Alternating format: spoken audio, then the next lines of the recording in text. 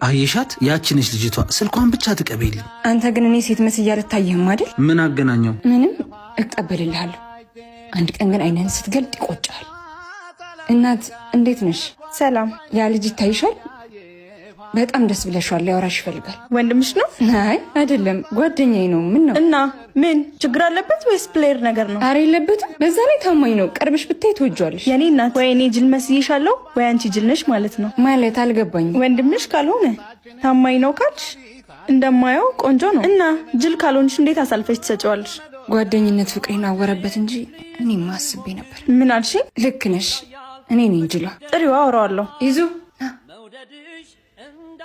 ምን አለችሽ? እባክህ እሷም ትወድሃለች። ተስፋ ሳትቆርጥ ንገራት። እውነት ግን እንደምንተው ይዙ ወይዬ አርግሻለሁ። ምን እየቀለድሽ መሆን አለበት። ቢሆን ደስ ይለኝ ነበር ግን እንዳጨርሽው ጀብዱ መሰለሽ እንደ 10 ጊዜ የምደጋግሚው። ሴት ልጅ አይደለሽ? ያምሻል። አትጠነቅቂም? ማነው መጠንቀቅን የሴት ልጅ ብቻ ያደረገው? ኃላፊነቱ እኮ የጋራችንም ነው። አሃ ለካ አስበሽበት ነው የመጣሽው። ትሰሚኛለሽ? በዚህ ይዘዋለሁ ብለሽ አስበሽ ከሆነ ተሳስተሻል። ይልቅ ህመምሽን ነው የምታበዢው። ማለት አባትነቴን ባምን እንኳን ተቆራጭ እያደረጉ ልጄን ማሳደግ እንጂ አብሬሽ የመኖር ግዴታ የለብኝም። እሱ ከተስማማሽ ውለጂው፣ አለበለዚያ ግን እንዳትጨርሰው። ወንድ መስለኝ ነበር ለካ ይዘናል አይደል? አንቺን ካልያዘ ምን መሄጃ አለው? እኔ የምልሽ ለምን ቁርጡን አትነግሩንም?